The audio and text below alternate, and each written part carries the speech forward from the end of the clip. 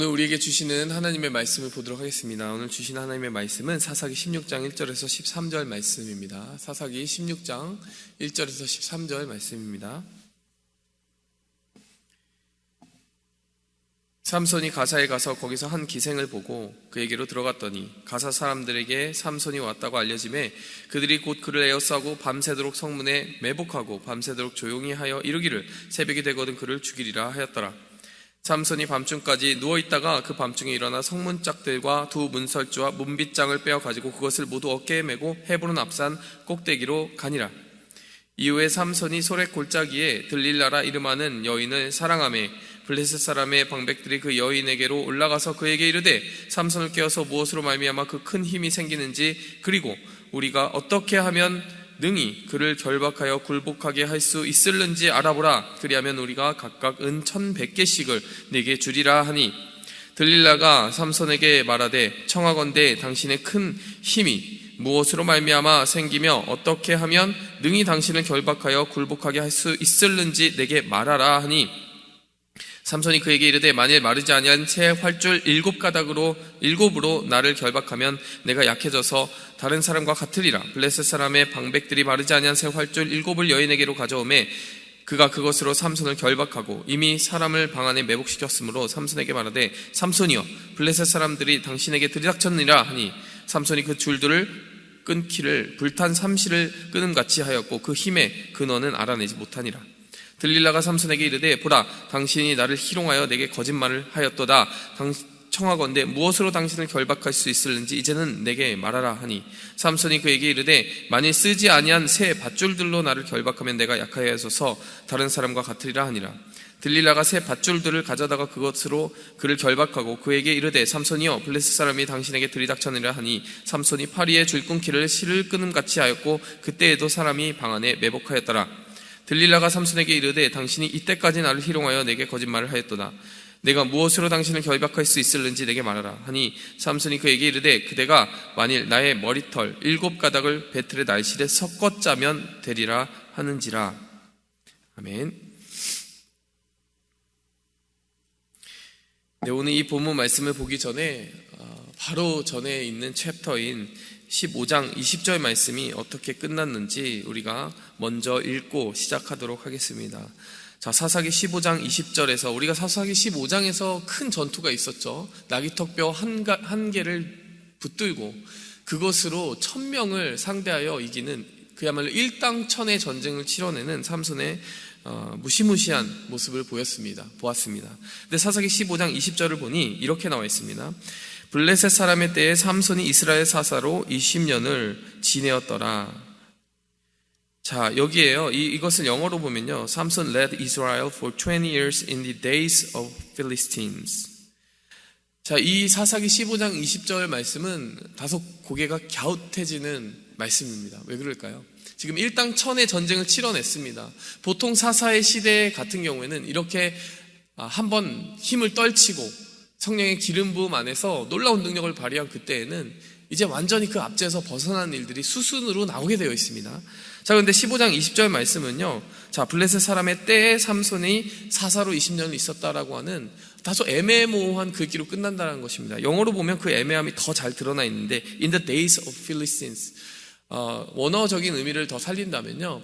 블레셋 사람들의 그 통치 하에 있는 가운데 사사로 20년을 살았다라고 하는 구절이 나온다라는 것이에요. 여러분 이것이 왜 이상합니까? 사사가 분명히 성령의 기름 부음을 받고 능력을 발휘하고 이스라엘을 충분히 이끌 수 있는 지도력의 자리에 오르게 되었는데 그 사사로서의 직분이 시작되었음에도 불구하고 블레셋의 통치와 식민 지배를 떨쳐내지 못했다라는 것을 의미하기 때문입니다. 실제로 그 사사기가 시작하면서 천사가 준 말씀이 그렇지 않습니까? 삼손이 태어나게 되면 그가 블레셋 사람들로부터 구원하기 시작하리라.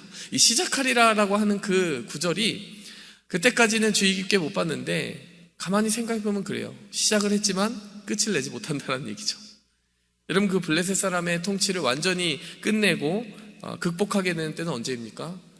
한참이 지나야 됩니다. 우리가 잘 아는 인물이 있죠? 다윗입니다.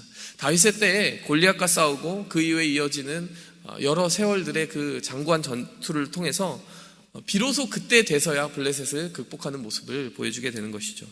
사사기 16장에서 어떻게 보면 15장 16장에 이르는 이 흐름 속에서 분명히 때가 온 것 같은데 그 때가 이루어지지 못했다는 것을 우리는 안타까운 시선으로 보게 되는 것입니다. 여기서 우리는 한 가지 질문하고 나가야 됩니다. 왜 블레셋을 떨치고 구원하라라고 하는 미션을 분명히 받은 것이 분명한 이 사사의 시대에 왜 이 미션이 미완의 미션으로 끝나게 되었는가?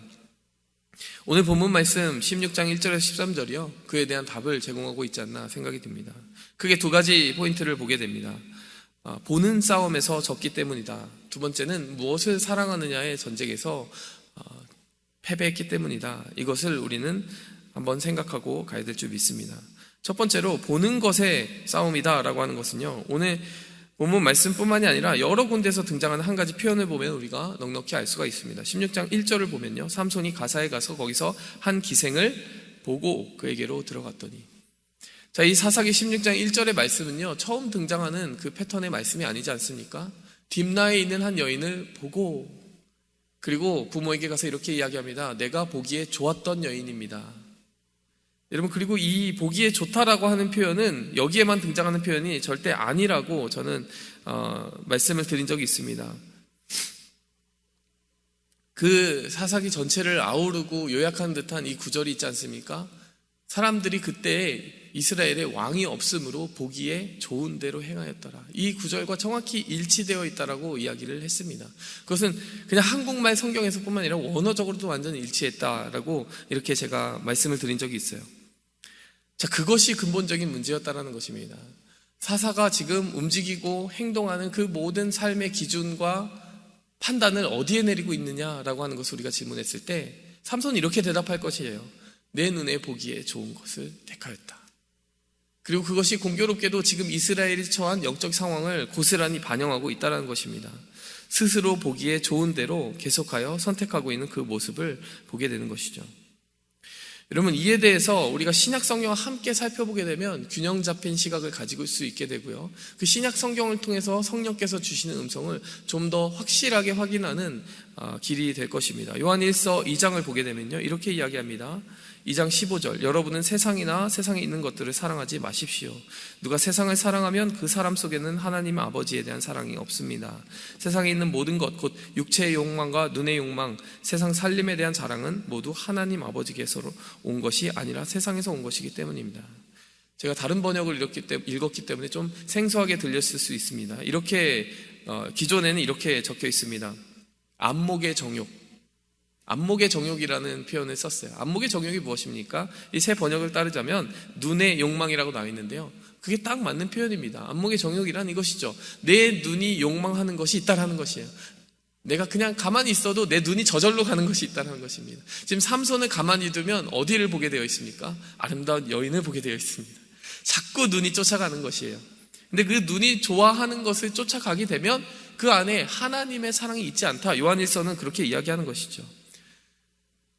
눈은 저절로 가게 되어 있고 내 욕망은 거기로 흘러가게 되어 있는데 그것을 저항하려니 그것이 얼마나 힘든 싸움이겠냐라는 것입니다. 삼손에게도 그것이 힘든 싸움이고요, 삼손에게 뿐만이 아닙니다. 삼손은 이런 싸움도 이렇게 이야기할 것이 아니라 우리도 숱하게 그 눈의 정욕과 안목의 정욕과 싸워 이겨야 되는 그 힘겨운 유혹을 감당해내고 있는 것이 아닌가, 이런 생각이 드는 것이에요. 우리가 인터넷을 켜기만 하면요, 요즘은 음란물이 그냥 쏟아지는 세상 속에 살고 있습니다. 그 메일로 내 눈앞에까지 그것을 배달해주는 시대에 살고 있는 것이에요. 정말 휘황찬란한 그런 화려함과 세상의 아름다움을 쫓아가라 라고 이야기하는, 광고하는 정말 세상 매체들의 내용이 가득가득 차 있습니다. 저마다 자기의 눈에 좋은 것을 선택하는 시대 속에서 어떻게 하면 우리가 자신의 눈을 먼저 지킬 것인가, 그것을 심각하게 고민해야 된다는 것이에요. 이 요한일서 말씀이 거기에서 끝나지 않습니다. 사실 이 영적 전쟁이라고 하는 것의 본질이 결국 눈의 전쟁이었다라고 하는 것이 어디에 나옵니까? 우리가 이미 잘 알고 있습니다. 창세기 3장 5절 6절 말씀입니다. 창세기에 어떤 전쟁이 있었습니까? 뱀이 이렇게 이야기합니다. 너희가 그것을 먹는 날에는 너희 눈이 밝아져. 눈에 대한 얘기가 나오네요. 하나님과 같이 돼요. 하나님과 같이 된답니다. 이 유혹의 본질이 뭐라는 거예요? 지금 이 뱀이 선악과에 대해서 이야기하면서 그거 따먹어도 아무런 문제가 없을 거야. 오히려 더 좋을 거야 라고 이야기하면서 하는 말은 이것이에요. 너희 눈이 밝아지게 된다. 그리고 하나님과 동등하게 된다. 그 유혹의 본질에는요, 굉장히 무시무시한 우상숭배의 함정이 있었습니다. 내가 하나님과 동등한 위치에 서게 되는 것, 내가 내 삶의 주인이 되는 것, 그래서 내가 내 삶을 다스리는 왕이 되는 것. 여러분 3장 6절에 보니까요, 여자가 그 말을 듣고 이렇게 이야기합니다. 그 나무를, 그 이야기를 듣고 본즉 먹음직도 하고 보암직도 하고, 또 본다는 얘기가 나오네요. 여러분 결국 3장, 이 창세기 3장, 그러니까 몇 챕터 지나가기도 전에 일어나고 있는 치열한 영적 전쟁의 본질도 역시 보는 전쟁이었다는 것입니다. 무엇을 보느냐? 하나님은 무엇을 보라고 하셨죠? 선악과를 볼 때 언약을 보라고 하셨어요. 이것이 너와 나의 약속이니 약속을 그 안에서 봤으면 좋겠다. 그런데 사단은 무엇을 보라고 하였습니까? 네가 그걸 먹으면 하나님 없이도 살 수 있어. 언약을 보라 했는데요, 사단은 하나님 없는 삶을 보라고 한 것입니다. 여러분 우리가 욕망의 노예가 될 때 여러분 실제로 하나님을 배제하는 삶을 살아가게 되고 그 덫이 시작된다는 것입니다. 여러분 이 유혹의 본질을 우리가 다시 한번 새기고 왔으면 좋겠어요. 오늘 이 사사 삼손이 힘을 떨치고 일어나지 못한 이유는 무엇입니까? 맞서 싸워야 되는 블레셋에 계속 끌려가고 있기 때문이에요. 그 1000명을 단신으로 이기는 능력이 있었으면 이제 이스라엘을 규합해서 싸우면 됩니다. 그런데 싸우지 않습니다. 왜 싸우지 않습니까? 사단의 덫에 넘어갔기 때문이에요. 지금 그 블레셋의 여인들을 사랑하고 그 블레셋의 여인들을 보느라고 그 보는 재미에 자신의 삶을 송두리째 바친 채 자신이 싸워야 하는 그 대상 블레셋 적국 한복판에서 욕망을 추구하고 있더라는 것이에요. 깊이 잠들어 있더라는 것입니다. 사명을 자각하기보다는 사명을 완전히 상실하고 살아가고 있더라는 것이에요. 여러분 우리에게도 그런 싸움이 있지 않나 우리의 삶 속에 적용해 볼 필요가 있습니다. 우리가 영적으로 자신을 지키고 하나님의 사명을 묻고 내가 저항해야 되는 욕망이 있을 텐데, 그렇게 살아가자면 저항하고 극복해야 되는 욕망이 있을 텐데 때로는 그 유혹이 너무 강하고 그 보는 것에 내 눈이 끌려가고 내 몸이 끌려감으로 말미암아 하나님의 사명을 이루는 것이 딜레이, 점점 미루어지는 일이 있지는 않은지 곰곰이 생각해 보아야 될 줄 믿습니다. 두 번째로요, 지금 사탄이 이 삼손을 계속하여 넘어지게 하는 그 싸움의 본질 중에 하나는 바로 사랑의 싸움이 있었다라는 것을 이야기하게 됩니다. 4절 말씀을 보시면요, 삼손이 소래골짜기에 들릴라라 하는 이름하는 여인을 사랑하매라고 하는 구절이 나옵니다. 여러분 드디어 삼손이 이제 결정적인 패배를 경험하게 되는 마지막 최종 빌런이라고 했네요. 최종 악당이 등장을 했습니다. 이것은 바로 들릴라라고 하는 이름의 여인입니다.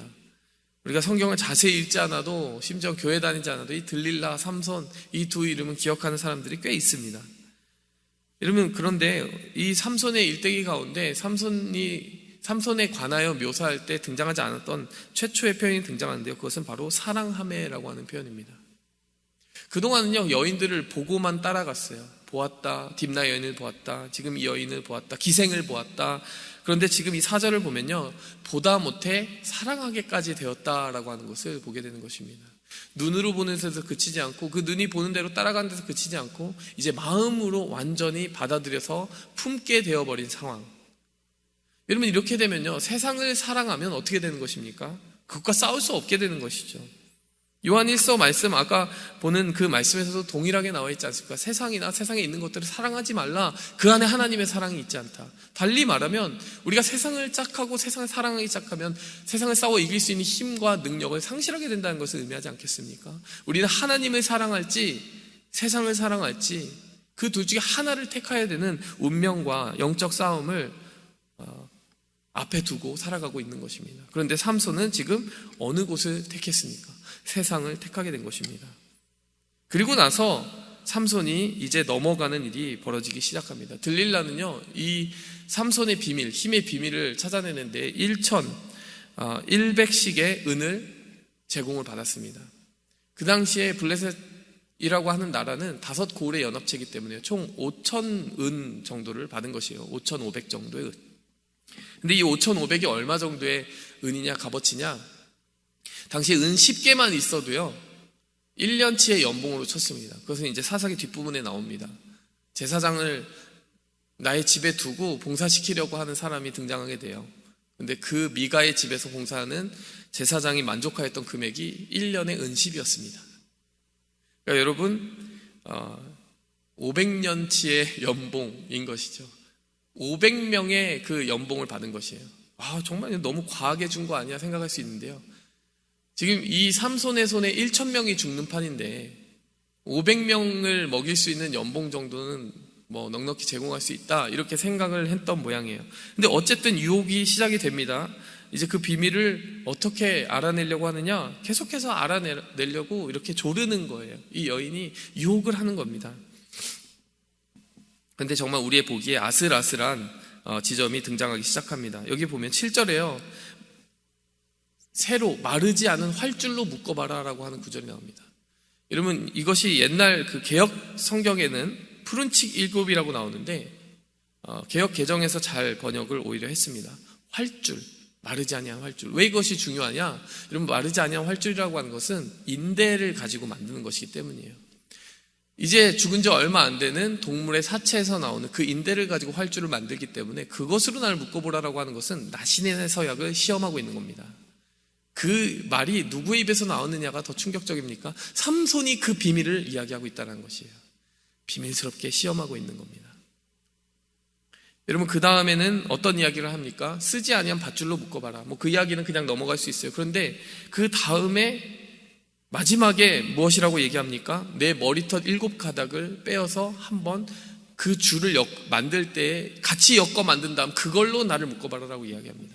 여러분, 이거 조마조마하지 않습니까? 나시린의 서원과 점점 가까워지고 있는 것입니다. 이 삼손의 생각이 왜 그렇게 흘러가고 있는가 한번 생각해 보면요, 지금까지 포도원에 가까이도 해봤고요, 그러다가 사자를 마주쳐서 사자를 죽이고 그 시체에 꿀이 생겼는데 그 시체를 접촉하는 것도 깨봤습니다. 시체도 접촉해봤고 그 포도도 접촉해봤는데 지금까지 아무 일이 없는 거예요. 하나씩 긴가 민가 하면서 하나씩 깨보고 시험해보고 있는 겁니다. 그 시험이 어떻게 시작했다라고요? 어떻게 시작됐냐면 바로 이 여인을 사랑하게 되면서 시작됐다는 것입니다. 하나님과의 언약을 사랑하고 하나님과의 그 나실인의 서약을 잘 지키게 된 것이 아니라 이 여인을 사랑하게 되니까요, 하나님을 사랑하는 것이 흔들리면서 하나님과 했던 약속이 하나 둘씩 타협되기 시작하더라는 거예요. 그리고 그것을 이것도 한번 시험해볼까, 저것도 한번 시험해볼까, 이게 톡톡 건드리는 삼손의 아슬아슬한 줄타기가 시작되고 있다는 것입니다. 들릴라는 아마 눈치 못 챌 거예요. 이게 도대체 나실인의 서약과 어떤 관련이 있는지 몰랐을 것입니다. 근데 최후에는 어떤 일이 벌어지는지 우리가 알고 있습니다. 이 7가닥까지도 괜찮았던 거예요. 근데 그것이 문제였던 거예요. 이 머리털 7가닥을 섞어서 만든 줄로도 나를 묶을 수가 없구나. 그럼 나실인의 서약이라고 하는 것이 사실 의미가 없었나 보네 라고 삼손이 결론 내리면서 삼손은 완전히 비밀을 공개해버리고 맙니다. 말씀을 맺도록 하겠습니다. 결국 이 부분이 보여주는 것이 무엇입니까? 사랑 싸움이라는 거예요. 세상을 더 사랑하느냐, 하나님을 사랑하느냐. 이 부분에서도 계속 이야기합니다. 이 여인을 사랑했기 때문에 이 여인이 계속 조르는 것을 괴로워하면서 그 비밀을 하나씩 시험하는 삼손의 모습을 보면서 그가 결정적으로 무너졌던 계기는 세상을 사랑한 데서 오는 것이구나라고 하는 것을 알 수 있게 되는 것입니다. 말씀을 정리합니다. 우리는 두 종류의 싸움을 싸우고 있습니다. 보는 것을 지켜야 되는 싸움을 싸우고 있습니다. 그리고 우리의 마음이 무엇을 사랑하고 품는지 지켜내야 되는 싸움을 싸우고 있습니다. 무엇으로 심든지 거두게 됩니다. 세상과 세상에 있는 것들을 사랑하지 말라. 그 안에 하나님의 사랑이 없느니라. 이 말씀 기억하면서 오늘 하루를 승리하기 원합니다. 함께 기도하겠습니다. 하나님 아버지, 주님께서 주신 언약을 지키기 원합니다. 주님께서 주신 바라보는 싸움을 이겨내기 원합니다. 예수 그리스도의 이름으로 기도하였습니다. 아멘. 하늘에 계신 우리 아버지여, 이름이 거룩히 여김 받으시오며 나라의 임하옵시며 뜻이 하늘에서 이룬 것 같이 땅에서도 이루어지이다. 오늘날 우리에게 일용할 양식을 주옵시고 우리가 우리에게 죄진 자를 사하여 준 것 같이 우리 죄를 사하여 주옵시고 우리를 시험에 들게 하지 마옵시고 다만 악에서 구하옵소서. 대개 나라와 권세와 영광이 아버지께